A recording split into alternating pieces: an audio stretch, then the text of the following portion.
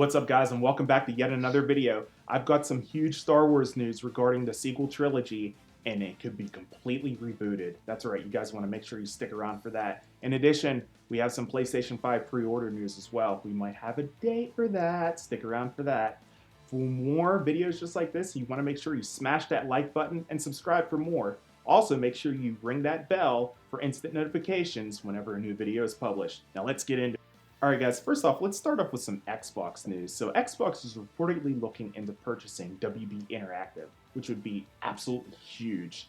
So, they joined the list of EA, Activision, and Take-Two, who are also interested in purchasing WB Interactive.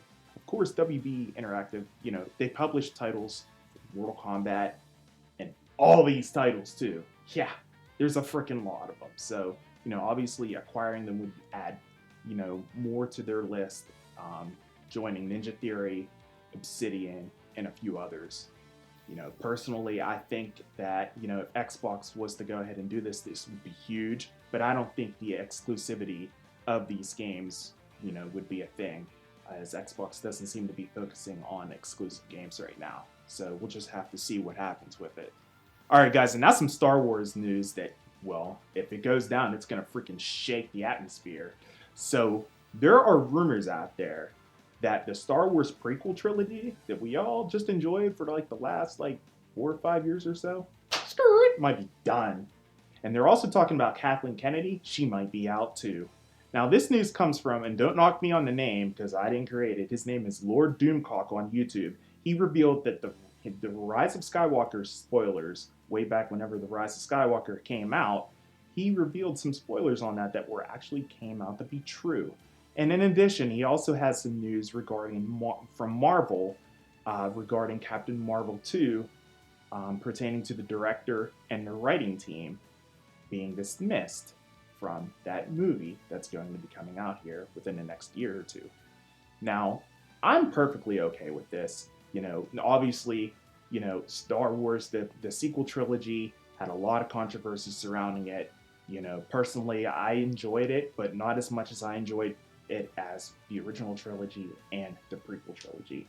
I personally would love to see Dave Filoni step in. He did a great job with Clone Wars. He's doing a masterful job when it comes to The Mandalorian. He would be perfect to go ahead and take Kathleen Kennedy's place. We'll see if that, Disney ends up going that route.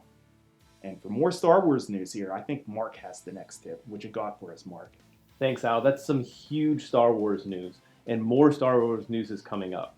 The Russo brothers, the masterminds behind the Endgame and Infinity War saga, are maybe directing a new Star Wars trilogy or Star Wars project of some kind.